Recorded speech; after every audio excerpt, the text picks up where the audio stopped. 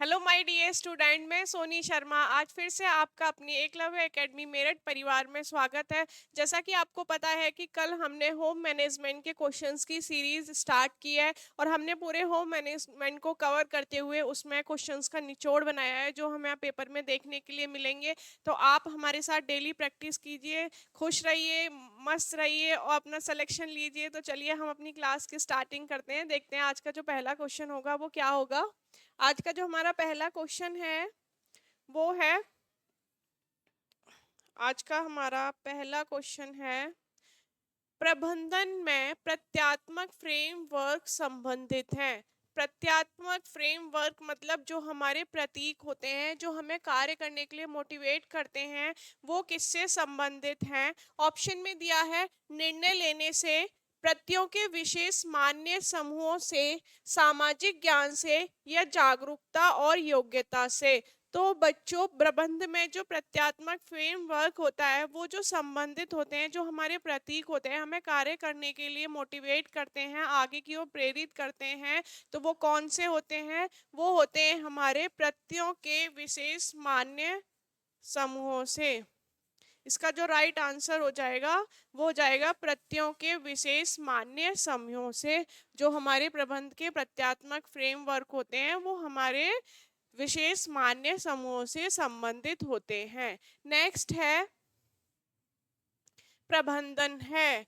Question second में पूछा है कि प्रबंधन है मतलब जो मैनेजमेंट है, हम जो मैनेजमेंट बनाते हैं वो क्या है। तो देखो बच्चों, ऑप्शन में क्या दिया है, यांत्रिक क्रिया है, मानसिक प्रक्रिया है, शारीरिक प्रक्रिया है या फिर तकनीकी प्रक्रिया है। तो आपको पता है कि जो प्रबंधन है, जो हम मैनेजमेंट बनाते हैं, ये एक मानसिक प्रक्रिया भी होती है, ये एक सतत चलने वाली प्रक्रिया भी है। प्रबंधन को कला भी कहा जाता है, प्रबंधन को विज्ञान भी कहा जाता है और प्रबंधन को निर्णयों की श्रृंखला भी कहा जाता है। तो यहाँ हम ऑप्शन में देखेंगे कि हमें दिया है प्रबंधन है, तो प्रबंधन एक मानसिक प्रक्रिया है, एक मेंटल प्रोसेस है प्रबंधन।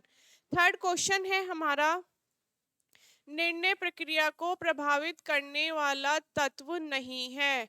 क्वेश्चन नेगेटिव है, नहीं में हमसे आंसर पूछा है कि निर्णय प्रक्रिया को प्रभावित करने वाला तत्व नहीं है। ऑप्शन में है ज्ञान है, पारिवारिक साधन है, मूल्य है और योजना है। तो बच्चों, जो निर्णय प्रक्रिया, डिसीजन मेकिंग की जो प्रक्रिया होती है, इसमें जो प्रभावित करने वाला कारक नहीं है तो वो नहीं है हमारी योजना। ये होता है हमारे प्रबंधन के चरण, योजना, नियंत्रण और मूल्यांकन। ये हमारे योजना के, ये हमारे प्रबंधन के चरण होते हैं। और यहाँ हमसे डिसीजन मेकिंग को प्रभावित करने वाला कारक पूछा था जो नहीं है, तो वो कौन नहीं है बच्चों, वो योजना नहीं है। ज्ञान भी है, पारिवारिक साधन भी है और मूल्य भी हैं जिनके द्वारा हम डिसीजन मेकिंग करते हैं। किसी भी मैनेजमेंट को बनाने के लिए जो हम डिसीजन लेते हैं उसमें ये जो तथ्य होते हैं हमारे बहुत ही इंपॉर्टेंट होते हैं। नेक्स्ट है फोर्थ क्वेश्चन हमारा, मांग का नियम आधारित है। बच्चों, ये मांग का नियम है, मोस्ट ऑफ द इम्पोर्टेंट है, पहले भी आपने देखा होगा, प्रैक्टिस सेट सॉल्व किए होंगे तो वहाँ ये क्वेश्चन पूछा गया है कि मांग का नियम आधारित है। तो पहला क्वेश्चन तो यही बन जाता है कि मांग का नियम दिया किसने है। तो जो मांग का नियम है ये दिया है हमारा एडम स्मिथ ने। एडम स्मिथ ने मांग का नियम दिया है और उन्होंने क्या कहा है, ऑप्शन में दिया है सीमांत उपयोगिता पर, उत्पादन के सिद्धांत पर, वितरण के सिद्धांत पर या फिर उपयुक्त सभी। तो आप इसका आंसर सभी देख के फोर्थ ना लगा दें कि ये तो सारे ही हैं। बच्चों, ऐसा नहीं होता कि अगर उपयुक्त सभी दिया है तो वो हमारा राइट हो जाएगा, कि सभी है तो सभी इसका आंसर हो जाएगा। जो मांग का नियम है वो आधारित होता है सीमांत उपयोगिता पर आधारित। इसका मतलब है कि जो उपभोक्ता होता है वो अपनी जरूरी, मतलब जो उसकी नीड होती है बहुत ज्यादा, उन जरूरतों को पूरा करने के लिए आर्थिक वस्तुओं का उपयोग करता है। जो भी हमारा कंज्यूमर है, उपभोक्ता है, जो वस्तुओं का उपयोग कर रहा है, वो अपनी जरूरी आवश्यकताओं की पूर्ति के लिए आर्थिक वस्तुओं का प्रयोग करता है। ये हमारा होता है सीमांत उपयोगिता पर आधारित। तो ये हमारा मांग के नियम के अंदर है और ये किसने दिया है, तो ये दिया है हमारे एडम स्मिथ ने। नेक्स्ट है प्रेरणा को समझने के लिए प्रमुख प्रत्यय हैं। प्रेरणा को समझने के लिए प्रमुख प्रत्यय पूछे हैं। प्रेरणा होता है मतलब कोई ऐसी चीज, कोई ऐसी वस्तु या कोई ऐसी जिससे कि व्यक्ति प्रेरित होता है, उसे मोटिवेशन मिलता है कि वो उस चीज से प्रेरित हो रहा है कि वो अपने उस लक्ष्य को पाने के लिए आगे बढ़ रहा है। तो ऑप्शन में दिया है हमें पास का वातावरण, समाज, मूल्य, लक्ष्य, स्तर या सभी। तो बच्चों प्रेरणा को समझने के लिए जो प्रमुख तथ्य होते हैं वो होते हैं हमारे मूल्य जो हमें कार्य करने के लिए प्रेरित करते हैं, और लक्ष्य जिसको पाने के लिए हम ये सारा काम करते हैं, और हमारा स्तर मतलब स्टैंडर्ड कि हम अपनी लक्ष्य को प्राप्ति के लिए जो हमारा स्टैंडर्ड है, लेवल है, वो कहाँ तक पहुंच चुका है। तो इसमें ये तीनों चीज़ों की भूमिका होती है। तो प्रेरणा को समझने के लिए जो प्रमुख प्रत्यय होते हैं वो होते हैं हमारे मूल्य, लक्ष्य और स्तर। सिक्स सिक्स क्वेश्चन है हमारा, वह प्रक्रिया जो योजना को इच्छित परिणामों तक पहुंचाने हेतु दिशा प्रदान करती है। इसमें पूछा है बच्चों, वह प्रक्रिया जो योजना को मतलब जो हमने प्लानिंग बनाई है, जो हमने प्लानिंग की है, उसको इच्छित परिणामों तक पहुंचाने के लिए एक दिशा, एक डायरेक्शन प्रदान करती है। तो कौन सी दिशा प्रदान करती है? ऑप्शन में दिया है क्या संगठन है, नियंत्रण है, व्यवस्थापन है या मूल्यांकन है। तो बच्चों वह इच्छित परिणामों तक पहुंचाने हेतु जो दिशा प्रदान करती है वो होता है हमारा नियंत्रण। नियंत्रण जो हमारा होता है,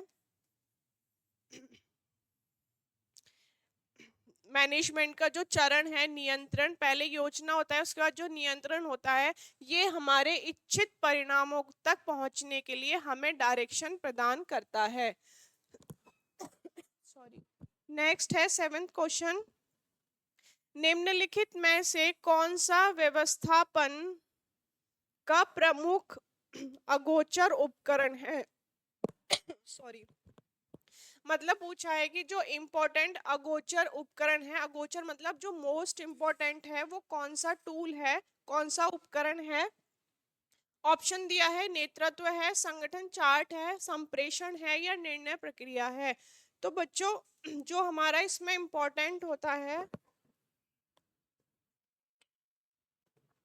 वो होता है हमारी निर्णय प्रक्रिया, डिसीजन मेकिंग जो होता है, ये हमारे व्यवस्थापन, हमारी व्यवस्था, हमारे मैनेजमेंट का बहुत ही इम्पोर्टेंट पार्ट होता है।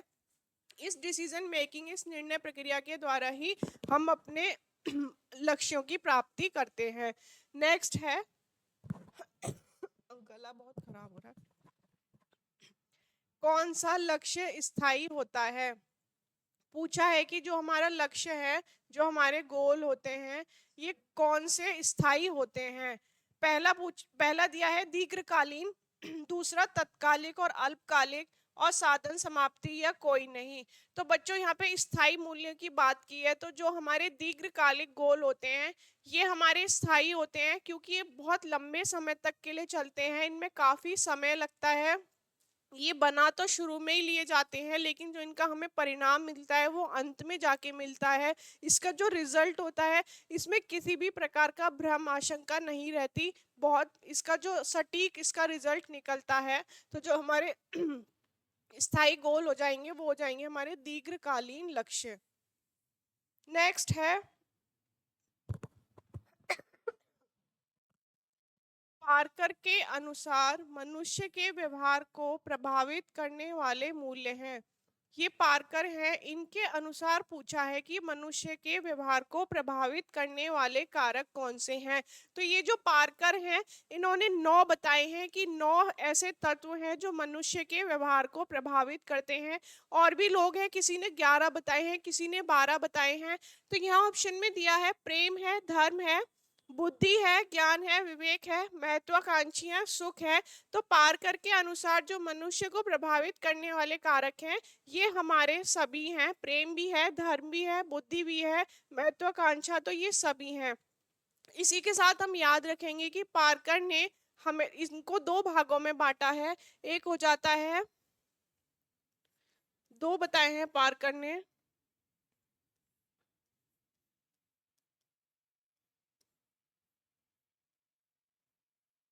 एक होता है हमारा क्रियात्मक और एक होता है हमारा कल्पनात्मक। क्रियात्मक जो होते हैं ये हमारे वातावरण से संबंधित होते हैं। इसमें जो क्रियाएं की जाती हैं वो वातावरण से बाहरी वस्तुओं से, बाहरी सेवाओं से संबंधित होती हैं। अगर हम कल्पनात्मक की बात करें तो जो कल्पनात्मक होता है ये मनुष्य के मस्तिष्क से संबंधित होते हैं। ये जो हमारे मूल्य होते हैं। तो यहाँ पूछा था मनुष्य के व्यवहार को प्रभावित करने वाले तत्व जो थे वो हमारे प्रेम था, धर्म था, बुद्धि थी, ज्ञान था, विवेक था, महत्वाकांक्षी सुख, ये सभी सभी थे। नेक्स्ट है 10th, क्या किया जाना है का अग्रिम निर्धारण है। मतलब क्या किया जाना है, अग्रिम मतलब पहले उसका निर्धारण है। ऑप्शन में दिया है नियोजन, निर्णय, संसाधन, नियंत्रण।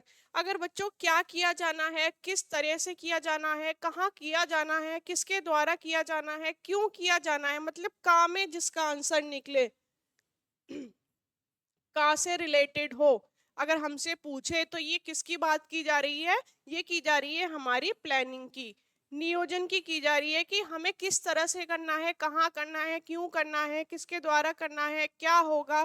तो ये का की जो बात की जाए ये हमारी नियोजन प्लानिंग में की जाती है। और बच्चों ये डेफिनेशन भी है कि क्या किया जाना है का अग्रिम निर्धारण है। तो ये किसने दी है, थियो हेमन ने इसकी डेफिनेशन दी है।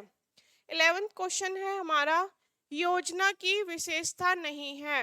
पूछा है कि योजना जो हम प्लानिंग करते हैं इसकी विशेषता नहीं है, तो इसकी विशेषता कौन सी नहीं है। ऑप्शन दिया है विवेकपूर्ण पूर्ण संगठित प्रक्रिया, मानसिक और सतत प्रक्रिया, वैज्ञानिक पद्धति या कार्य के पश्चात की जाने वाली प्रक्रिया। तो बच्चों ये एक विवेकपूर्ण प्रक्रिया होती है, संगठित होती है, इसमें हम एक संगठन बनाते हैं फिर काम करते हैं। मानसिक भी होती है, सतत निरंतर चलने वाली प्रक्रिया होती है।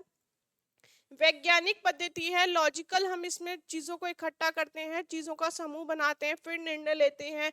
लेकिन इसमें दिया है फोर्थ, कार्य के पश्चात की जाने वाली प्रक्रिया। तो बच्चों जो योजना होती है वो कार्य के पश्चात नहीं की जाती, कार्य से पहले की जाती है। किसी भी कार्य को प्रारंभ करने से पहले हम उसकी प्लानिंग करते हैं, उसके बाद हम उस पर विचार करते हैं, फिर अपना काम करना शुरू कर देते हैं। तो यहाँ जो इसका राइट आंसर हो जाएगा कार्य के पश्चात की जाने वाली प्रक्रिया।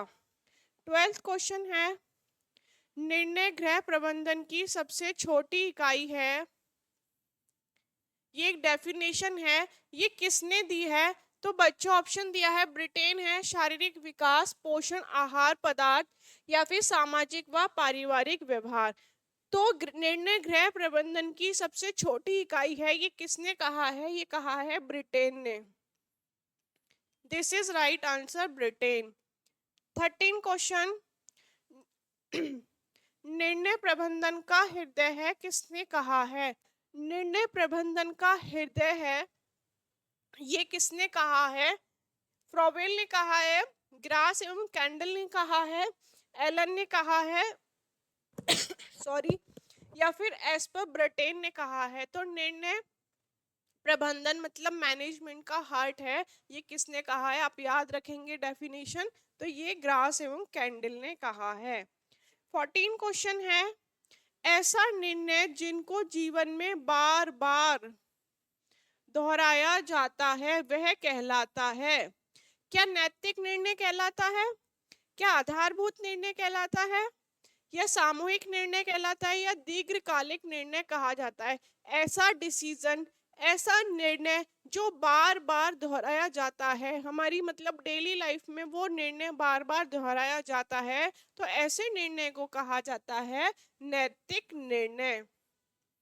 ये ऐसे निर्णय होते हैं जो हमारी डेली लाइफ में होते हैं, दिन में कई बार होते हैं। जैसे आपने क्वेश्चन पढ़ा होगा कि टीजीटी 2021 में भी पूछा गया था कि जो कॉफी बनाने की आदत है ये कौन सा निर्णय है, तो वहाँ आदतन करके दिया गया था। ठीक है, तो ये सेम ही चीज है, एक महिला है वो डेली चाय बना रही है या डेली कॉफी बना रही है, तो उसका ये जो निर्णय है ये आदतन निर्णय है। और इसका ये अगर ऑप्शन में दिया आदतन तो आदतन निर्णय है, क्योंकि वो काम डेली कर रही है, उसकी आदत है। अगर नैतिक निर्णय हमें ऑप्शन में दिया है तो हम उसका आंसर करेंगे नैतिक निर्णय। ये हमारे नैतिक निर्णय होते हैं जिन्हें हम डेली लाइफ में करते हैं, दिन में कई बार करते हैं, बार बार हम ये करते हैं। 15 क्वेश्चन है। 15 क्वेश्चन है। उत्तर प्रदेश में हाई स्कूल की परीक्षा में बालिकाओं के लिए गृह विज्ञान अनिवार्य विषय बना था उत्तर प्रदेश में हाई स्कूल में। तो वो किस सन में बना था? तो बच्चों हम याद रखेंगे वो 1965 में बना था। कब बना था? 1965 में बना था। ठीक है। 16 क्वेश्चन है। निर्णय वह कार्य है जिसे प्रबंधन किसी निष्कर्ष तक पहुंचने के लिए करता है। मतलब कहा है डिसीजन एक वो कार्य है जिसे एक मैनेजर किसी विशेष निष्कर्ष या विशेष लक्ष्य तक पहुंचने के लिए करता है। तो ये डेफिनेशन किसने दी है बच्चों? तो हम याद रखेंगे कि ये जो डेफिनेशन है वो दी है एलन ने। सॉरी, ये जो डेफिनेशन दी है वो एलन ने दी है। 17 क्वेश्चन है। वह निर्णय जो परिवार का एक सदस्य लेता है। कैसा डिसीजन है? जो परिवार का एक सदस्य ले रहा है, जिससे सिर्फ निर्णय लेने वाला व्यक्ति, मतलब जो सिर्फ निर्णय लेने वाला व्यक्ति है वो ही प्रभावित होता है। तो ऐसे निर्णय, ऐसे डिसीजन को क्या कहा जाता है? ऑप्शन में दिया है व्यक्तिगत निर्णय कहा जाता है, नैतिक निर्णय कहा जाता है, संगठनात्मक निर्णय कहा जाता है, या आपातकालिक निर्णय कहा जाता है। तो बच्चों ऐसा डिसीजन, ऐसा निर्णय कि वो एक व्यक्ति ले रहा है और उससे वो ही प्रभावित हो रहा है, तो वो हमारा कहलाता है व्यक्तिगत निर्णय। इसका आंसर हो जाएगा हमारा व्यक्तिगत निर्णय। नेक्स्ट है, गृह व्यवस्था के सुधार में बाधा नहीं है। नेगेटिव क्वेश्चन है। नहीं में पूछा है कि गृह व्यवस्था जो हम होम मैनेजमेंट की प्रक्रिया करते हैं, योजना बनाते हैं, इसमें जो बाधा नहीं है वो क्या नहीं है?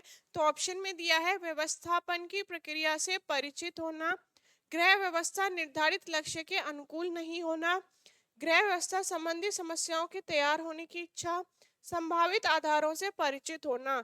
तो कौन सी नहीं है? इसमें जो पॉजिटिव आंसर है बच्चों वो है व्यवस्थापन की प्रक्रिया से परिचित होना। कि आप व्यवस्थापन की जो प्रक्रिया है, आपने मैनेजमेंट की जो प्रक्रिया बनाई है उसके बारे में आपको पता है, आपको उसकी जानकारी है। तो ये इसका एक पॉजिटिव पॉइंट है कि ऐसा होता है हमारे मैनेजमेंट में। तो इसमें जो बाधा नहीं है वो हमारी नहीं है, व्यवस्थापन की प्रक्रिया से परिचित होना। नेक्स्ट है 19 क्वेश्चन। एक वांछित लक्ष्य तक पहुंचने के लिए विभिन्न संभावित कार्यों के संबंध में सोचना, कल्पना में प्रत्येक योजना को समाप्ति तक अनुगमन करना, मतलब निरीक्षण करना, तथा व्यापक योजना का चयन करना योजना है। ये कथन किसका है? कहा है एक वांछित लक्ष्य तक पहुंचने के लिए विभिन्न संभावित कार्यों को के संबंध में सोचना, कल्पना करना और प्रत्येक योजना को समाप्ति तक अनुगमन करना, मतलब जो भी हमने योजना बनाई है उसे लास्ट तक उसका निरीक्षण करना, उसका अनुगमन करना, तथा व्यापक योजना का चयन करना, मतलब जो हमें पूरी एक उपयुक्त, एक व्यापक, एप्रोप्रिएट जो हमारी प्लानिंग मिल गई उसका चयन करना, ये योजना है। तो ये कथन किसका है? तो बच्चों जो ये कथन है वो है हमारा ग्रास एवं कैंडल का। किसका कथन है? ये ग्रास एवं कैंडल का कथन है। नेक्स्ट है, नियंत्रण की अवस्था नहीं है। नियंत्रण की अवस्था नहीं है। आपको पता है कि नियंत्रण की 3 अवस्था होती हैं। सबसे पहले होता है प्रोत्साहन, सेकंड होता है जांच मतलब निरीक्षण, थर्ड नंबर पे होता है हमारा समायोजन। नियंत्रण की ये तीन अवस्था है, प्रोत्साहन है, जांच है और हमारा समायोजन है। ऑप्शन में प्रोत्साहन भी है, जांच भी है, समायोजन नहीं है, तो जो अवस्था नहीं है वो नहीं है कार्य क्षमता, ये नियंत्रण की अवस्था नहीं है। नेक्स्ट है व्यवस्थापन का तीसरा चरण है। पूछा है जो मैनेजमेंट है, हमारी व्यवस्था है, हमने जो प्लानिंग बनाई है, इसका जो तीसरा चरण है वो कौन सा है। तो बच्चों जो पहला चरण होता है वो होता है हमारा योजना। सेकंड जो चरण होता है वो होता है हमारा नियंत्रण। और थर्ड जो होता है वो होता है हमारा मूल्यांकन। तो यहाँ व्यवस्था का तीसरा चरण पूछा था, योजना भी है, नियंत्रण भी है, और यहाँ पे तीसरा पूछा था, तो तीसरा कौन सा चरण है हमारा मूल्यांकन। तो इसका राइट आंसर हो जाएगा मूल्यांकन। मूल्यांकन जो है हमारा व्यवस्था का तीसरा चरण है। पहला चरण हमारा योजना है, दूसरा चरण हमारा नियंत्रण है, और जो तीसरा चरण होता है वो हमारा मूल्यांकन होता है। 22 क्वेश्चन है, मूल्यांकन का प्रकार है। बच्चों मूल्यांकन कई प्रकार से होता है, मूल्यांकन के कई प्रकार होते हैं। एक औपचारिक होता है, एक अनौपचारिक होता है, एक सापेक्ष होता है, एक निरपेक्ष होता है, एक संकलनात्मक होता है, एक निर्माणात्मक होता है, एक सविस्तार होता है और एक सर्वोपरि होता है। तो यहाँ हमसे पूछा था कि मूल्यांकन के प्रकार, तो मूल्यांकन का नहीं है, अनौपचारिक, निरीक्षण, विश्लेषण, क्रियात्मक। तो जो मूल्यांकन का प्रकार है वो है हमारा अनौपचारिक। इसका राइट आंसर हो जाएगा अनौपचारिक। अनौपचारिक, औपचारिक, निरपेक्ष, सापेक्ष, संकल्पनात्मक, निर्णयात्मक और सर्वोपरि और सविस्तार, ये हमारे मूल्यांकन के प्रकार होते हैं। 23rd क्वेश्चन है, जब वस्तु का सरसरी तौर पर मूल्यांकन इवेल्युएशन किया जाए तो उसे क्या कहते हैं। क्या संपूर्ण मूल्यांकन कहते हैं, आत्म मूल्यांकन कहते हैं, व्यक्तिगत मूल्यांकन कहते हैं, या विस्तृत मूल्यांकन कहते हैं। तो बच्चों आप याद रखोगे, जब किसी वस्तु का या किसी योजना का सरसरी तौर पे मतलब ऊपर ऊपर से उसका इवेल्युएशन, उसका मूल्यांकन किया जा रहा है, पूरी तरह से उसे ऊपर से देखा जा रहा है, तो उसे हम कहते हैं संपूर्ण मूल्यांकन। ठीक है। 24th क्वेश्चन है, जब योजना का गहराई से अध्ययन किया जाता है तो वह मूल्यांकन कहलाता है। जब हम बहुत डीपली उसका मूल्यांकन कर रहे हैं, उसके हर पॉइंट में देख रहे हैं, उसके पॉइंट में क्या है, किस तरह से उसमें काम हुआ है, बहुत ही गहराई से हम उसका अध्ययन कर रहे हैं, तो वो जो मूल्यांकन होता है वो कहलाता है हमारा विस्तृत मूल्यांकन। जब हम ऊपर ऊपर से कर रहे हैं तो वो हो गया हमारा संपूर्ण मूल्यांकन, कि हमने ऊपर ऊपर से देखा कि हाँ भाई ये मूल्यांकन अच्छा हुआ, लेकिन ये अच्छा हुआ या गलत हुआ या अच्छा नहीं हुआ, तो जब हम उसका गहराई से अध्ययन कर रहे हैं, उसका इवेल्युएशन कर रहे हैं, तो वो होता है हमारा विस्तृत मूल्यांकन। 25th क्वेश्चन है, व्यवस्थापन की प्रक्रिया का प्रथम चरण है। प्रथम चरण पूछा है, क्या विचारों को ग्रहण करना है, अवलोकन करना है, योजना बनाना है, या योजना का क्रियान्वयन करना है। तो बच्चों जो व्यवस्थापन होता है, हम कोई भी व्यवस्था बनाते हैं किसी भी मैनेजमेंट की या किसी भी कार्य करने की या घर की, तो उसका जो पहला चरण होता है, हम सबसे पहले क्या करते हैं, प्लानिंग करते हैं, योजना बनाते हैं। इसका राइट आंसर हो जाएगा योजना बनाना। 26 क्वेश्चन है, योजना का महत्व किस लक्ष्य के कारण होता है। पूछा है कि जो योजना हम बनाते हैं, जो हम प्लानिंग बनाते हैं, इसका जो महत्व है वो किस कारण होता है, मतलब क्यों हम योजना बनाते हैं। तो ऑप्शन में दिया है अनिश्चितता को दूर करने के लिए, बिल्कुल सही बात है कि जो अनिश्चितता है, जो निश्चय नहीं है, हम उसे पहले ही दूर कर ले, बिल्कुल सही बात है। उद्देश्यों पर बल केंद्रित करना, जो हमारे उद्देश्य पर है हम उन पर बल केंद्रित करते हैं कि भाई हमारा ये उद्देश्य है, हमें इसके हिसाब से योजना बनानी है, तो उस हिसाब से हम स्टेप लेते हैं। इसमें मितव्ययता एवं नियंत्रण करना, सब लोग मिलकर आपस में काम करते हैं, मितव्ययता का ध्यान रखते हैं, साथ के साथ नियंत्रण करते हैं। तो ये जो चारों ऑप्शन है बिल्कुल सही है। योजना का महत्व किसके कारण होता है, उपयुक्त सभी। राइट आंसर हो जाएगा हमारा उपयुक्त सभी। 27 क्वेश्चन है, योजना में कार्य से पूर्व ही निर्धारित कर लिया जाता है, मतलब पूर्व में ही निर्धारित कर लिया जाता है कि क्या करना है, क्या करना है, किस प्रकार करना है और कब करना है, किसके द्वारा करना है, यह कथन किसका है। देखो बच्चों, यहाँ बात करें तो ये योजना की बात चल रही है, प्रबंधन की बात कर योजना प्लानिंग की बात चल रही है, क्यों करना है, कैसे करना है, किसके द्वारा करना है। यहाँ पूछा है किसका कथन है, ये बहुत ज्यादा पूछा जाता है, आप इसे नोट कर लेना कि ये जो कथन है ये हमारा कुंटस तथा ओडनल का है। ये योजना में पहले ही हम डिसाइड कर लेंगे क्या करना है, कैसे करना है, कब करना है, कहाँ करना है। डेफिनेशन किसने दी है, तो ये कुंटस ने दी है। 28 है, यह योजना जहां तक संभव हो, यह प्लानिंग जहां तक संभव हो उतना आगे देखती है तथा इच्छित अंतिम परिणामों का चित्र निर्मित करती है। मतलब ये योजना है जहां तक संभव हो ये वहां तक देखती है और उसका चित्र इंकित करती है। तो ये कौन सी होती है, क्या दीर्घकालीन योजना होती है, क्या अल्पकालीन योजना होती है, दोनों होती है। तो बच्चों ये होती है हमारी दीर्घकालीन योजना, जिसे हम स्थायी योजना भी कहते हैं, कि ये वहां तक देखना संभव होता है इसमें जहां तक हमारे इच्छित, जो हम चाहते हैं, हमारे परिणामों की हमें प्राप्ति होती है। 29 क्वेश्चन है, ग्रास एवं कैंडल के अनुसार नियंत्रण की अग्रिम मतलब पहली आगे की व्यवस्था कौन सी है। तो जो इनके अनुसार जो हमारी अग्रिम अवस्था है, पहली होती है इसमें बल देना, फिर होता है हमारा निरीक्षण, और इसके बाद होता है हमारा समायोजन।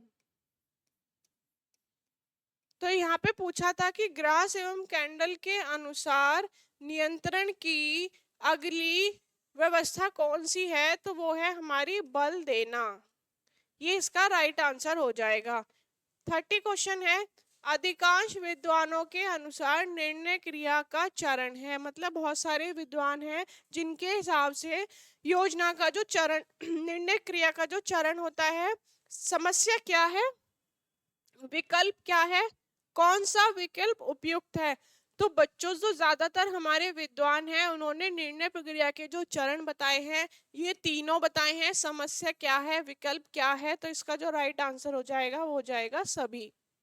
31 क्वेश्चन है, निम्न में से कौन सा तत्व निर्णय लेने की प्रक्रिया को प्रभावित नहीं करता। तो बच्चों सॉरी, निर्णय की स्थिर प्रगति, निर्णयों में अंतः संबंध, देखो निर्णयों की स्थिर प्रगति, ठीक है, निर्णयों में अंतः संबंध, उपलब्ध वस्तुओं के प्रति अज्ञानता, पारिवारिक साधन। तो कौन सा निर्णय लेने की प्रक्रिया में प्रभावित नहीं करता, तो जो नहीं करता नेगेटिव क्वेश्चन है। तो उपलब्ध वस्तुओं के प्रति अज्ञानता, मतलब जो हमारे पास वस्तुएं हैं उनके प्रति अगर हमें अज्ञानता होगी तो हम कैसे काम कर पाएंगे। इसलिए ये जो इसका नेगेटिव आंसर हो जाएगा कि उपलब्ध वस्तुओं के प्रति अज्ञानता अगर ऐसा है तो निर्णय लेने की जो प्रक्रिया है वो प्रभावित होगी। नेक्स्ट है, निर्णय प्रक्रिया की आवश्यकता पड़ती है। जो डिसीजन मेकिंग है, निर्णय प्रक्रिया की आवश्यकता क्यों पड़ती है, नई परिस्थितियों के समायोजन में, घर में विशिष्ट स्थिति उत्पन्न होने में, जब योजना दीर्घकालीन हो, या उपयुक्त सभी। तो बच्चों जो निर्णय प्रक्रिया है, जो डिसीजन मेकिंग है, उसकी जरूरत क्यों पड़ती है हमारी लाइफ में, वो होता है नई परिस्थितियों के समायोजन में। मतलब कोई भी नई परिस्थिति है, कोई भी नई सिचुएशन आ रही है, हम उसमें किस तरह से एडजस्ट करें या हम किस तरह से उसमें एडजस्ट हो सकते हैं, इसके लिए जो हमारा काम करता है वो डिसीजन मेकिंग ही काम करता है। नेक्स्ट है 33 क्वेश्चन, संगठन को प्रभावित करने वाला कारक नहीं है। संगठन को पूछा है, प्रभावित करने वाला कारक नहीं है। क्या परिवार का आकार है, आर्थिक स्थिति है, योजना है, पारिवारिक उत्तरदायित्व का कार्यभार है। तो बच्चों देखो जो यहाँ योजना दिया है ये हमारा प्लानिंग, ये हमारा प्रबंधन मैनेजमेंट का चरण होता है योजना, और संगठन में आता है परिवार का आकार, आर्थिक स्थिति, पारिवारिक उत्तरदायित्व का कार्यभार। तो यहाँ पे से हमसे नहीं पूछा था, तो नहीं होगा हमारा योजना, क्योंकि जो योजना होता है ये हमारा मैनेजमेंट का चरण होता है और संगठन को प्रभावित करने वाले ये सारे कारक हैं। परिवार का आकार भी संगठन को प्रभावित करता है, आर्थिक स्थिति भी करती है, पारिवारिक उत्तरदायित्व का कार्यभार भी संगठन को प्रभावित करता है। नेक्स्ट है, निकल एवं डॉर्सी के अनुसार मानवीय संसाधन है। बच्चों देखो, निकिल एंड डॉर्सी हैं, ग्रास एवं कैंडिल हैं, इन्होंने मानवीय साधन अलग बताए हैं, अमानवीय अलग बताए हैं। मानवीय वो होते हैं जो व्यक्ति के अंदर होते हैं, अमानवीय जो वो होते हैं जो व्यक्ति बाहर से ग्रहण करता है। यहाँ हमसे निकिल और डॉर्सी के अनुसार पूछा है, मानवीय साधन हमसे पूछे हैं। ऑप्शन में दिया है समय है, शक्ति है, धन है, कुशलता, ज्ञान, शक्ति, शक्ति, समय, सामुदायिक सुविधाएं या कोई भी नहीं। तो जो निकिल और डॉर्सी हैं, इन्होंने समय को, ये बहुत इंपॉर्टेंट चीज है, इन्होंने समय को अमानवीय साधन कहा है। समय को क्या कहा है इन्होंने? अमानवीय साधन। ये निकिल एंड डॉर्सी ने कहा है। और यही हम ग्रास एवं कैंडल की बात करें तो ग्रास और कैंडल ने समय को मानवीय साधन बताया है और इन्होंने, निकिल और डॉर्सी ने, समय को अमानवीय साधन बताया है। तो देखो इसमें समय है, ये तो कट ही जाएगा क्योंकि इन्होंने इसको अमानवीय साधन बताया है, यहाँ भी समय दिया है। तो इसका राइट आंसर हो जाएगा कुशलता, ज्ञान, शक्ति। निकिल और डॉर्सी के अनुसार जो मानवीय संसाधन है वो हमारा कुशलता है, ज्ञान है और शक्ति है। 35 क्वेश्चन है हमारा, पारिवारिक साधन के प्रकार हैं, मानवीय, अमानवीय, परंपरागत और गैर परंपरागत, लोचमय, अलोचमय या फिर पूर्ण या अपूर्ण। तो बच्चों जो पारिवारिक साधन होते हैं ये दो प्रकार के होते हैं, एक हमारे होते हैं मानवीय और एक होते हैं हमारे अमानवीय। मानवीय वो साधन होते हैं जो व्यक्ति के अपने अंदर होते हैं, व्यक्ति के अपने पास होते हैं। अमानवीय वो होते हैं जिन्हें व्यक्ति बाहर से ग्रहण करता है या उसे अपने बाह्य वातावरण से प्राप्त होते हैं। ये हमारे पारिवारिक साधन के दो प्रकार होते हैं। सुंदरता किस प्रकार का मूल्य है, पूछा है सुंदरता किस प्रकार का मूल्य है। क्या साधन मूल्य है, आंतरिक मूल्य है, दोनों है या उपयुक्त में से कोई नहीं। तो जो सुंदरता होता है ये हमारा आंतरिक मूल्य होता है और आंतरिक मूल्य को ही साधन मूल्य कहा जाता है। तो इसका जो राइट आंसर हो जाएगा, सुंदरता मूल्य है तो ये हमारा साधन मूल्य भी है, आंतरिक मूल्य भी है, ये हो जाएगा हमारा आंतरिक मूल्य और साधनात्मक मूल्य। इसी के अलावा एक होता है हमारा तथ्यात्मक मूल्य और आदर्शनात्मक मूल्य। तथ्यात्मक और आदर्शनात्मक मूल्य होते हैं हमारे, खेल होता है, धर्म होता है, ठीक है, ये सारे हमारे होते हैं आदर्शनात्मक और तथ्यात्मक मूल्य। नियोजन किस पर आधारित होता है, पूछा है जो नियोजन है, योजना है, ये किस पर आधारित होती है। क्या पूर्व अनुमानों पर आधारित होती है या वर्तमान पर आधारित होती है या पूर्व प्रतिमान से ग्रस्त होती है या सभी। तो जो नियोजन की प्रक्रिया है ये हमारे पूर्व अनुमानों पर आधारित होती है। इसका जो राइट आंसर हो जाएगा कि जो नियोजन है, जो योजना है, प्लानिंग है, ये हमारे पूर्व अनुमानों पर आधारित होती है। मतलब हम पहले से ही उसके लिए गैस करते हैं, अपने अनुमान लगाते हैं कि किस तरह से हमारी प्लानिंग चलेगी, क्या क्या हमें उसके लिए करना पड़ेगा, कितने लोगों का समूह बनाना पड़ेगा, कैसे हमें अपने लक्ष्यों की प्राप्ति होगी। तो इस तरह से पूर्व अनुमानों पर आधारित हमारी नियोजन की प्रक्रिया होती है। नेक्स्ट है, नियंत्रण की विशेषता नहीं है। नियंत्रण की कौन सी विशेषता नहीं है? प्रबंधकीय कार्य, हस्तक्षेप, सकारात्मक नकारात्मक तथ्यों पर आधारित। तो बच्चों जो नियंत्रण की विशेषता नहीं है वो नहीं होती हस्तक्षेप। अगर आप किसी प्लानिंग में, किसी योजना में अगर आप इंटरफेयर करते हैं, बार बार हस्तक्षेप करते हैं, कोई व्यक्ति है आपको काम कर रहा है, आपके लिए काम कर रहा है, तो आप उसमें बार बार इंटरफेयर करेंगे, नहीं ऐसे नहीं, ऐसे ऐसे करो, ऐसे नहीं ऐसे करो, तो उसमें क्या होगा, उस व्यक्ति का काम रुक जाएगा, जो वो करना चाहता है वो अपना आउटपुट नहीं दे पाएगा। इसलिए बहुत ज़्यादा इंटरफेरेंस और हस्तक्षेप करना ये हमारी एक विशेषता नहीं होती। प्रबंधन का सबसे महत्वपूर्ण व प्राथमिक कार्य क्या होता है? जो मैनेजमेंट है इसका सबसे इम्पोर्टेंट और सबसे पहला कार्य क्या होता है? आयोजन होता है, क्या निर्णय होता है, नियंत्रण होता है, उद्देश्य होता है। तो मैनेजमेंट का जो पहला सबसे महत्वपूर्ण चरण होता है वो होता है हमारा आयोजन। किसी भी कार्य की योजना बनाना, उसके बाद नियंत्रण करना और फिर मूल्यांकन करना। इस तरह से हमारे मैनेजमेंट का प्रोसेस चलता है। ये इसके महत्वपूर्ण कार्य होते हैं। प्रबंध मैनेजमेंट करने के पहले हम योजना बनाते हैं, फिर हम नियंत्रण करते हैं, देन हम इवैल्यूएशन मूल्यांकन करते हैं और अपने लक्ष्यों की प्राप्ति करते हैं। 40 क्वेश्चन है, आंतरिक व बाहरी मूल्यों का वर्गीकरण किसके द्वारा दिया गया है? तो जो आंतरिक और बाहरी मूल्यों का वर्गीकरण है वो किसने दिया है? वो दिया है पार्कर ने। ठीक है, इन्होंने दो प्रकार से मूल्यों को वर्गीकृत किया है, एक आंतरिक मूल्य बताए हैं और दूसरे बाहरी मूल्य बताए हैं। 41 क्वेश्चन है, किस बिंदु पर कुछ करने की इच्छा होती है? एक बिंदु है जिस पर कुछ करने की इच्छा होती है, मतलब आज ये हम काम कर रहे हैं, आज हम ये पढ़ाई कर रहे हैं, तो ये हमारी इच्छा क्यों है? इसका कोई एक बिंदु तो होगा, कोई एक अंतिम बिंदु तो होगा कि किसी जो आज हम इतनी पढ़ाई कर रहे हैं, इतनी प्रैक्टिस कर रहे हैं, तो इसका मेन बिंदु क्या है? हमें सिलेक्शन लेना है, हमें नौकरी पानी है, ये इसका मेन बिंदु हो गया। पूछा है किस बिंदु पर कुछ कार्य करने की इच्छा है, तो वो है हमारे लक्ष्य, गोल है। गोल गोल वो बिंदु है जिस पर हमारी कार्य करने की इच्छा है, इसलिए हम इस कार्य को कर रहे हैं। 42 क्वेश्चन है, जीवन को अर्थ देता है।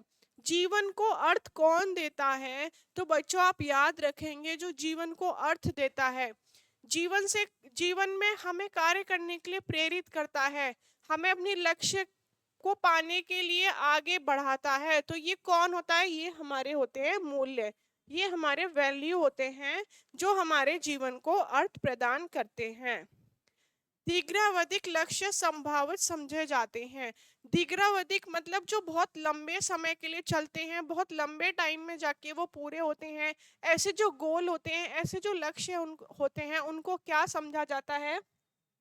स्थायी, अस्थायी, लचीला या इनमें से कोई नहीं। तो जो इस टाइप के लक्ष्य होते हैं, ये जो हमारे गोल होते हैं, ये होते हैं हमारे स्थायी गोल। 44 है, मूल्य हमेशा उनके लिए होते हैं जो इन्हें धारण करते हैं। तो ये किसने कहा है कि मूल्य हमेशा उनके लिए होते हैं जो इनको धारण करते हैं? ये किसने कहा है? डेफिनेशन दी है, कथन है, किसका है? तो ये है हमारे ग्रास एवं कैंडल का। इन्होंने कहा है कि जो मूल्य होते हैं वो हमेशा उनके लिए होते हैं जो इन्हें धारण करते हैं। 45 क्वेश्चन है, किस लक्ष्य को परिवार प्रतिपादन पहले करता है परंतु यथार्थ में स्वीकार करता है? मतलब उसको धारण तो पहले ही कर लेता है, स्टार्ट तो कर देता है, लेकिन बाद में जाके उनको स्वीकारता है। ऐसे कौन होते हैं? क्या मध्यवर्ती लक्ष्य होते हैं? क्या मध्य अंत लक्ष्य होते हैं? क्या दीर्घकालीन लक्ष्य होते हैं या अल्पकालीन लक्ष्य होते हैं? तो लक्ष्य जो होते हैं हमारे तीन प्रकार के होते हैं, हमारे गोल तीन प्रकार के होते हैं। एक दीर्घकालिक होता है, एक अल्पकालिक होता है और एक साधन समाप्ति गोल होते हैं, जो व्यक्ति द्वारा शुरू में ही ग्रहण कर लिए जाते हैं लेकिन बाद में वो स्वीकारे जाते हैं। तो ऐसे गोल को क्या कहा जाता है? दीर्घकालीन गोल कहा जाता है। बच्चों ये आज का हमारा लास्ट क्वेश्चन है। तो आज हमारी क्लास का एंड यही होता है। कल हम फिर से मिलते हैं आपके साथ कुछ नए इंपॉर्टेंट क्वेश्चन के साथ। हमारे साथ बने रहिए, हमारे साथ बने रहिए। Thank you.